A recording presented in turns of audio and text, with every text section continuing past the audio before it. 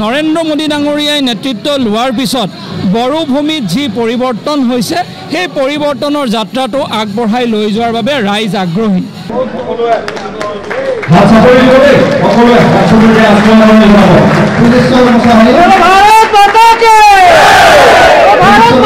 ভাৰতৰ পৰিৱৰ্তন ৰাইজে দেখিছে, সেইকাৰণে এইবাৰ BTRৰ পৰিৱৰ্তন ভাৰতীয় জনতা পাৰ্টিৰ মাধ্যমেৰে হোৱাটো ৰাইজে বিচাৰিছে।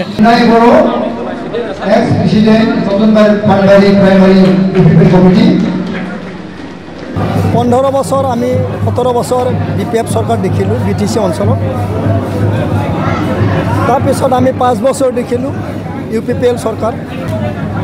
আমি সুস্থিৰ পৰিৱেশ ৰাইজৰ মাজত যেটো সন্তুষ্ট সকলো জনগোষ্ঠীৰ শান্তি সম্প্ৰীতিৰ উন্নতিৰ যেটো পৰিৱেশ আমি এটো দেখা নাই। গতিকে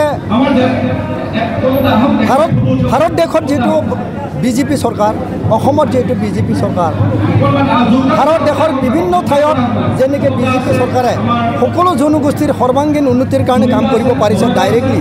গতিকে আমিও ভাবিছোঁ, BTC বাকী ৰাইজে ভাবিছে যে আমি ইনডাইৰেক্টলি যদি ভাৰত চৰকাৰ বা অসম চৰকাৰৰ যদি উন্নয়নটো ইনডাইৰেক্ট নলয় ডাইৰেক্ট BJPৰ পৰা ল'লে আমাৰ ইয়াত সুস্থিৰ পৰিৱেশ আৰু উন্নয়নটো তীব্ৰ গতিত হ'ব বুলি আশা কৰিছে।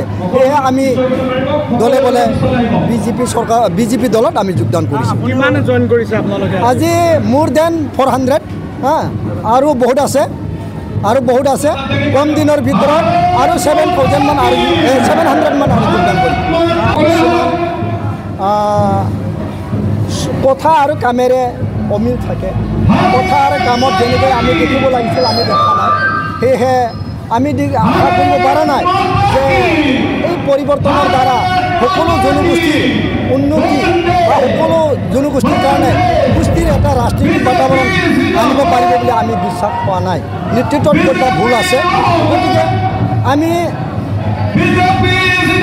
সৰু আঞ্চলিক দলৰ লগত নাথাকি ডাইৰেক্ট এটা সাগৰ সম এটা ৰাজনৈতিক দলৰ লগত থাকি আমাৰ BTR অঞ্চলৰ সকলো জনগোষ্ঠীৰ উন্নতিৰ প্ৰয়োজন বুলি আমি। ওদালগুৰিত এক উৎসৱমুখৰ পৰিৱেশ আৰু আমি ওদালগুৰি জিলাত প্ৰতিটো অঞ্চললৈ আমি যেতিয়া গৈছোঁ সেই অঞ্চলত আমি এটা পৰিৱেশ দেখিছোঁ, এক নতুন পৰিৱৰ্তনৰ পৰিৱেশ।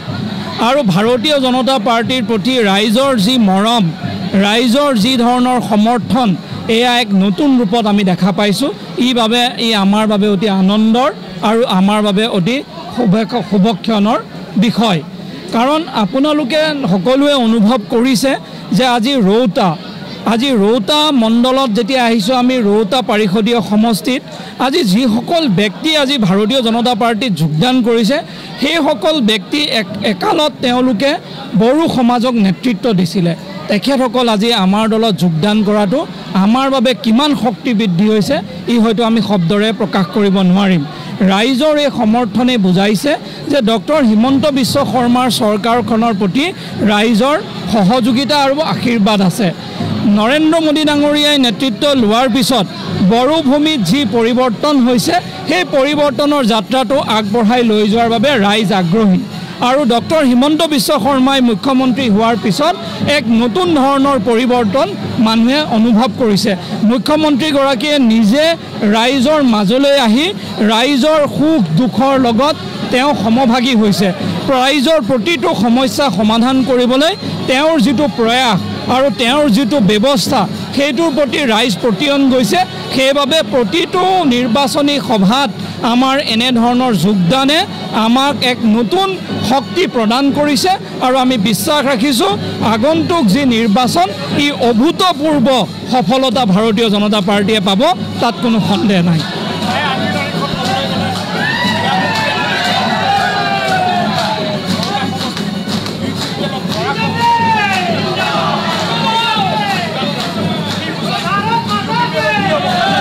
চাওক, আমি কোনোবা দলৰ বিষয়ে ক'বলৈ নাযাওঁ।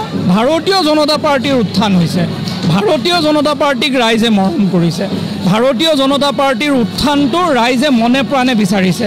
কাৰণ গোটেই অসমৰ পৰিৱৰ্তন BJPৰ নেতৃত্ব ৰাইজে দেখিছে। ভাৰতৰ পৰিৱৰ্তন ৰাইজে দেখিছে সেইকাৰণে এইবাৰ BTRৰ পৰিৱৰ্তন ভাৰতীয় জনতা পাৰ্টিৰ মাধ্যমেৰে হোৱাটো ৰাইজে বিচাৰিছে সেইকাৰণে বিভিন্ন দলত ৰাইজ আছিলে কিন্তু আজি সকলো দলক পাহৰি আজি ভাৰতীয় জনতা পাৰ্টিৰ প্ৰতি ৰাইজ একাত্ম হ'ব আহিছে আৰু ভাৰতীয় জনতা পাৰ্টিৰ প্ৰতি মানুহৰ বিশ্বাস আছে কাৰণ আমাৰ নেতৃত্বই যি কয় সি বাস্তৱত ৰূপায়ণ হয় সেইকাৰণে মিছা কথা ভাৰতীয় জনতা পাৰ্টিয়ে নকয় আমাৰ নেতৃত্বই নকয় সেইকাৰণে এই সমৰ্থন আৰু অনাগত দিনত আৰু সমৰ্থন আপোনালোকে এনেকৈ দেখা পাব আমি যথেষ্ট বিশ্বাসী আৰু আত্মবিশ্বাসী হৈ আছোঁ